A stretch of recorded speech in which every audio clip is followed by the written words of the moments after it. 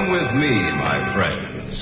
We shall descend to the world of the unknown and forbidden, down to the depths where the veil of time is lifted and the supernatural reigns as king. Come with me and listen to the tale of The Night the Fog Came.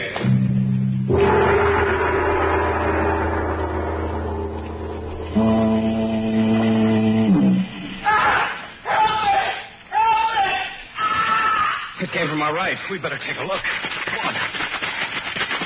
We're getting close to the lake. Only this fog. Wait a minute. There. Right there. Let's take a look. I hope he's all right. Throw him over. All right.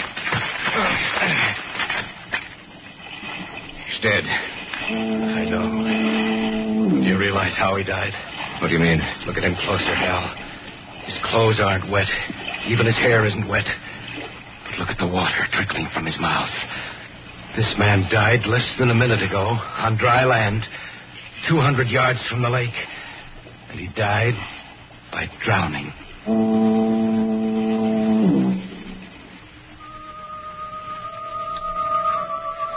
If the theory of evolution is correct, then there is a connection between the minute organisms which are found to be living in water and life as we know it today. But what connection with us did those things have which came from out of the fog? What connection with human life did those horrible creatures who came from the depths have? And what is their purpose? Why did they suddenly appear and destroy, then vanish as suddenly as they had come? I shall tell you as much as I know about it. Listen to the tale of The Night the Fog Came. The first inkling of their existence came to us as we were going through some routine research. I dropped over to the lab to see Hal. Harold Enroth was perhaps one of the foremost men in his field. Our friendship stretched back for many years. I'd been away for a while, and so I dropped in at the lab to see him one morning. Jeff, you old dog, you're a sight for sore eyes. How are things going, Hal? Fine, couldn't be better. How'd you like your vacation? I can't wait till next year. I hated to come back. You know, Jeff, I'm glad you dropped in. I have a little problem. Oh? What is it, money? No, not that. Here, I'll show you. Pull those blinds, will you? Sure. Yeah, that's fine. There you are. I have a specimen here on the slide. I want you to take a look at it. Go ahead. Turn the projector on. All right. There. What do you think of that? I don't know. It looks like some form of water life. But I don't think I've ever seen it before. This has been enlarged 100 times. There's no use trying to recognize what it is. It's a form of water life completely unknown to us. A new form of life. Where did you get this? It's a specimen of water one of our field researchers took from the westernmost tip of Lake Superior, somewhere near the Wisconsin-Minnesota border. Have you contacted anyone else about it? No. Why not? Well, it's... Come on. Don't try to avoid telling me, Hal. We know each other too well for that. All right. Listen to me, Jeff. All right. Everything I say is fact. I've conducted countless tests to discover what I do know about this form of life. That thing is able to reproduce itself. A hydra type? Possibly. That's beside the point right now. What's more important, all trace of the other organisms in that drop of water has disappeared. Are you serious? Of course I am. And another thing. There was a little mist hovering above what was left of the water. A mist? That's what I call it. Something like fog. Why, that's impossible. No, it's not. I know that when the water evaporated, it should have been dispersed into the air. Eventually it was, but not for several hours. Oh, I'm sorry, Hal. I still can't... Here, I'll show you. We have a little of the water left. It's over here in this jar. You can see for yourself. Well, it looks just like ordinary water. I know it does. But believe me when I say it isn't. Now, it'll take just about 3 minutes.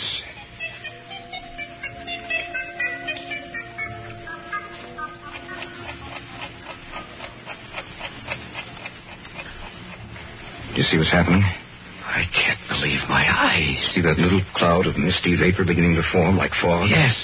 But what causes it? I wish I knew. Our field men say the conditions up there are getting to be unbearable. The whole area for 100 square miles is almost covered completely by this fog. What are you going to do? Well, I'm going up there myself. Jeff, if I send for you, will you join me? Of course. I may need you. I may need everyone I can get. It's begun to prey on my mind, Jeff. Somehow I think there's something in back of this. Something the likes of which the world has never seen. Something evil.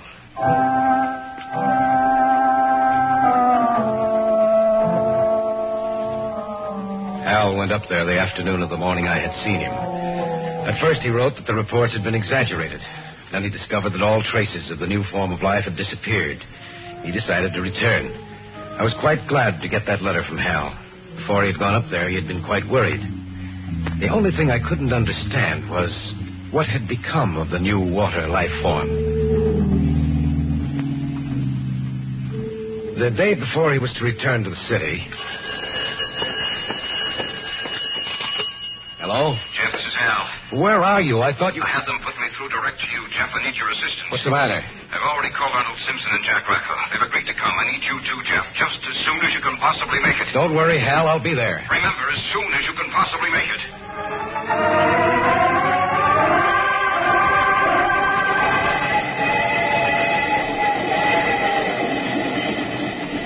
I knew Arnold Simpson, and he and I went up together. The train left Chicago and headed north and then slightly west over Illinois and Wisconsin. Simpson and I talked it over on our way up there. Hal talked to you before he left, didn't he, Arnold? Yes, he did. I never had enough time to get up to his lab so he could show me what it was, but his words were description enough. Frankly, I'm worried. In what way? Jeff, why should a new form of water life suddenly appear? Why should it destroy everything with which it comes into contact? And why should the mist or the fog appear to be so dense and heavy? I don't know. That's just the trouble. We don't know. Where has this form of life been, or did it just develop? What's its reason for being here? Perhaps we'll find the answers to those questions when we get there, Arnold. Perhaps. But I'm convinced of this much, Jeff. Whatever it is, whatever that fog is hiding, poses a new problem for us. A problem which may be unsolvable, and which could very well destroy the human race.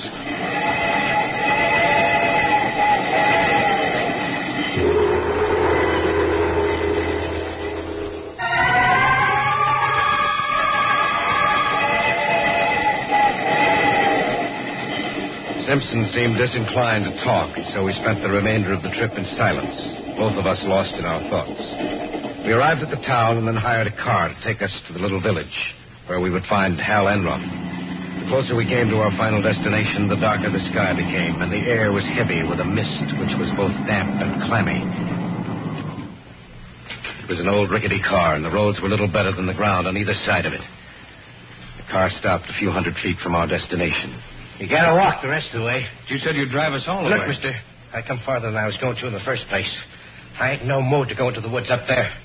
If you're going to go, then you walk in. Jeff, can't you do something? I don't think so. Here's your pay. Thanks.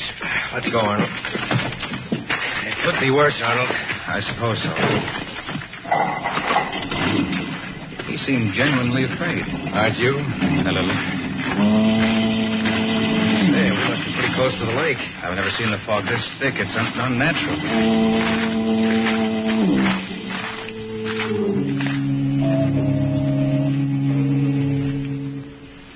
Eventually, we made it up to the house. Hal was there waiting for us and showed us where we would sleep. Through the window, I could see that the fog seemed to be getting thicker.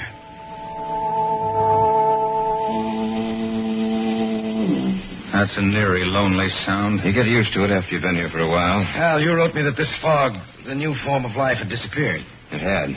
But 2 days ago, it suddenly reappeared. And with it, the fog returned. Then there must be a connection between the two. Yes, but what? I haven't any idea. Look, I have to go down to the village for some food. We don't have enough here to feed 4 of us. Will you come with me, Jeff? Certainly. I'll be right back, Arnold. It's only about a mile away near the lake. Go ahead. That trip made me tired. I think I'll take a nap.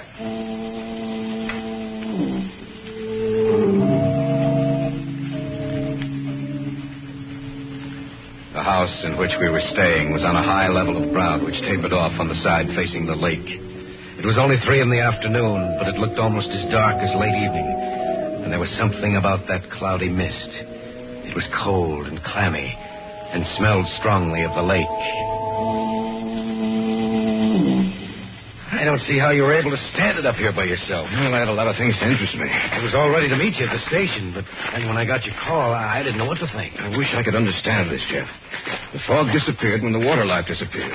When signs of this strange new form of life showed again, the fog came back. Why? Maybe we can find the answer to that. Well, I hope so. Actually, the sound of that foghorn does get on your nerves. Yes, I can imagine it would.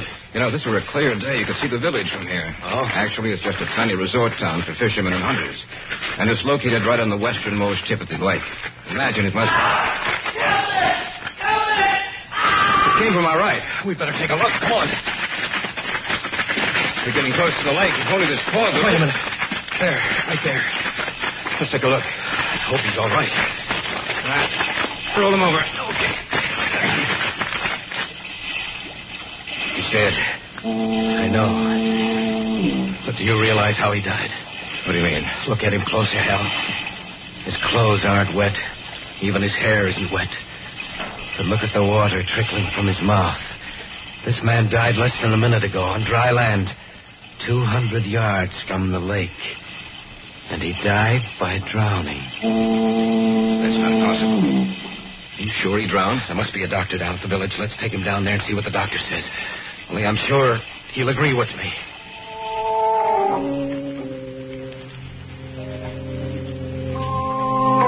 Together, we carried the man down to the village. Luckily for us, he was of slight build, not too heavy. It took us almost half an hour to get him down there. When we finally did arrive, it took another few minutes to locate the doctor. What do you think, Doctor? Get them out. All right. Will you please wait outside? The doctor can't work with you in here. He's just like all the others, ain't he, Doc? Please wait outside. Thank you. What did he mean by he's just like all the others, Doctor? Just what he said. Ever since this fog has settled down again, 5 people have died. All in the same way? Yes. You mean by drowning? That's right. I can't understand how this man we found could die by drowning when he wasn't in the water. You know, he reached him about a minute after he screamed. How could he drown? Professor Enroth, I've been asking myself that same question about all the others. I've been almost half insane these past 2 days trying to find the solution. Dr. Craig, this fog, has it always been like this in the area? No, not until about 2 months ago. Which coincides with the time we first discovered that new form of water life. What did you say? Nothing, Doctor. We're doing a little research work up here, that's all. If this keeps up, I'm afraid of what might happen. I've never seen anything like it before. The fog, those deaths, how can they be explained? We don't know, Doctor. We just don't know.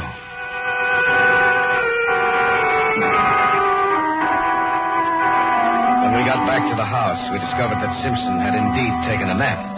Our arrival must have awakened him, for as we entered, he came slowly down the stairs from the second floor. Need any help? No, we can manage. But come out to the kitchen with us. What's the matter with you two? We found a dead man on our way to the village. Are you serious? Just set those bags on the table. All right. Oh, I'm not joking, Arnold. We heard a scream. It took us about a minute to get to him. He was dead when we got there. A knife? Drowned. What? On dry land, 200 yards from the lake. You must be insane. No, it's the truth, Arnold. And there have been 4 other deaths just like it. When did they happen? In the last 2 days. Since the fog reappeared. That's right. Then there is a definite connection between this fog and the new life form you've discovered, Hal. That's right. But what's the connection?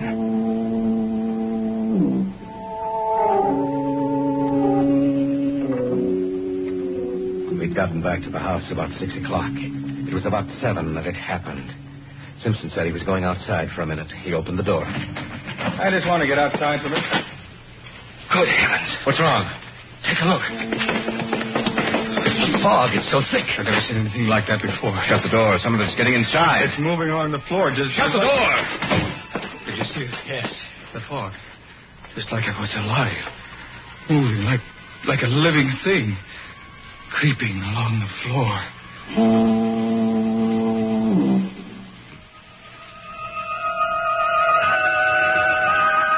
Simpson had opened the door, the fog crept into the house in little wisps that curled and snaked this way and that. It looked like a thing alive. You saw it, didn't you, Hal? Yes, I saw it. What does it mean? I'm afraid of what it means. You mean you know? I hope I'm wrong, but I'm afraid I'm not. just possible that this form of life is developed from something that was present in the water all the time. The great brute animals ruled the world before man appeared and then were destroyed. Eventually, mankind wrested the supremacy of the earth from the other animal and plant life. Perhaps the cycle is to continue. Perhaps, after man, this new form of life.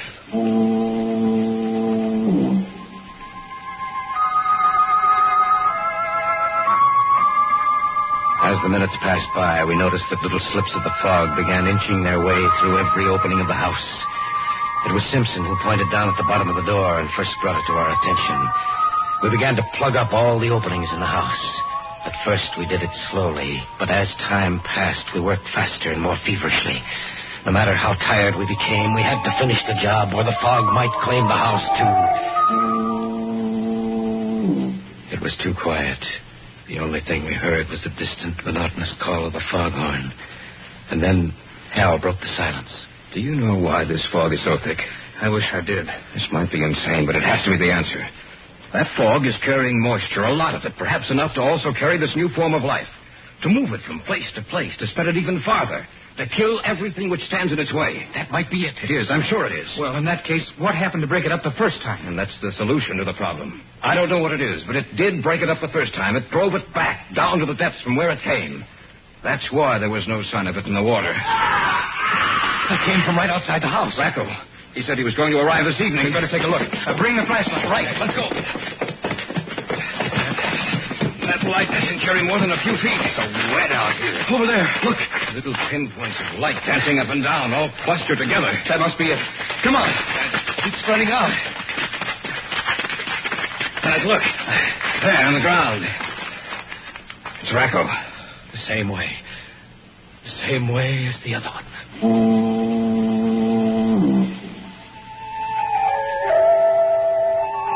The little specks of dancing luminescence had withdrawn from Rackau's body, but now we noticed that there seemed to be more of them. We carried the body back to the house. We'd forgotten to close the door behind us, and some of the fog had gotten inside. It wasn't too bad, however. Little by little, it began to disperse. Look out that window. Yes, I see them. Gathering together with a whole mass, getting larger and larger all the time. Separating like the Hydra. It must be destroyed. Yes, but how? They created the fog. That must be the only way they can travel on land. They must have a basic water carrier. Have you realized what this means? What are you getting at? The area this fog now covers is 100 square miles. Every animal in this area may lose its life. And then what happens? They divide again and again and again. And the area of the fog keeps getting larger all the time. If it isn't stopped now, while we still have a chance, it may never be stopped. And I ask you the same question, Simpson. How? I don't know. Someone's outside. Let him in quickly. They're moving towards the house. Oh, thank goodness. It's a miracle that you did. Sit down, Doctor. Thank you. I was out on a call on my way back to town. I noticed how thick the fog was. And then I noticed the animals lying dead in the forest. The smell of their death was in the air. I continued on towards the town.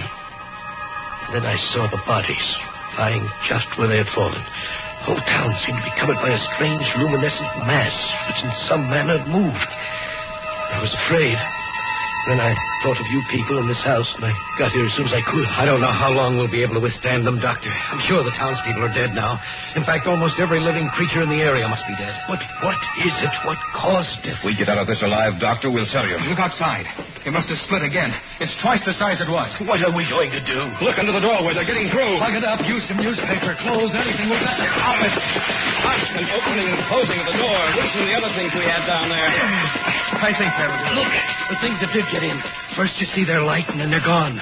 What happens to them? Perhaps we can't see them. Or perhaps they die. Hal, wait a minute. Your first letters to me mentioned the fact that the mist had been dispersed. What caused it? I don't know. Doctor, you're a native of these parts. Yes. I want you to tell me about anything unusual which happened that day. Well, I don't remember anything about that day particularly. I remember I was quite pleased to see that the fog had lifted. It was a beautiful day. Unseasonably warm. In fact, the sun was quite hot. Heat. I wonder if what, Jeff? These things, these Hydra-type creatures must die in the heat. This house is quite warm. The day the fog was dispersed was warm with a bright sun. Perhaps that's the answer. Doctor, is there any fire break around this area? Well, there was one cut through the trees several years ago. Yes. Case of a fire, a bad one, in the heavy timberlands. Everyone was instructed to get into this area. In other words, there's a complete fire break around this entire area. Yes. It comprises about 150 square miles. And that's it. It's the only chance we have. We'll burn out this area and hope it drives them back. There's some oil downstairs. Get it. We'll start the fire here and hope it sets fire to the trees surrounding this house. Be right back. We'll have to make a run for it once this place is on fire. We may not come out of this alive, but we can try.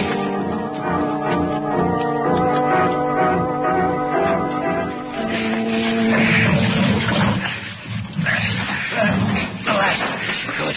Now, everybody knows what... You better light it. Those things outside, they're going to get in. Each man will carry a torch. Yes. All right, light your torches. All right. And then set fire to this house. Lighting mine. All right. And yours now. All right. One more. Right. Under the door. They're pouring in under the door. Set the house on fire. Let's get out of here. No matter what happens, keep holding those torches. They're afraid of fire. All right, make a run for it.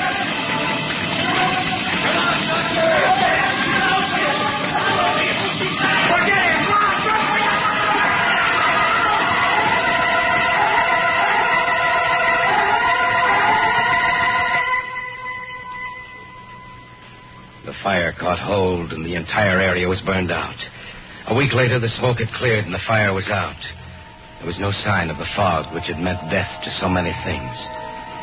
I had caught a glimpse of the doctor.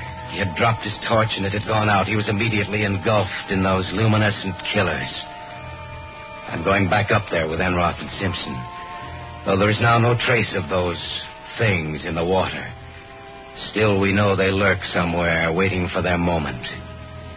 We must destroy them once and for all before that moment arrives.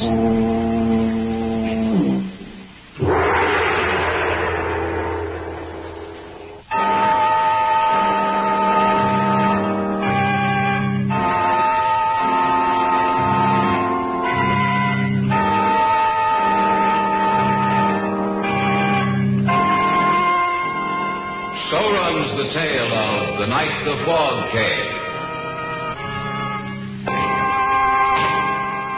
All characters and events portrayed on these programs are fictional, and any resemblance to places or actual persons living or dead is purely coincidental. Featured in this program were Harry Elders as Jeff Kellick, Richard Thorne as Hal Enroth, Jim Andelin as Arnold Simpson, and Sam Siegel as the Doctor. Original music moods were created and performed by Harold Turner. Sound effects by Lloyd Knight and Wayne Dickinson. Your announcer is George Bauer. These programs are directed by Leroy Alliger, written and produced by Richard Thorne.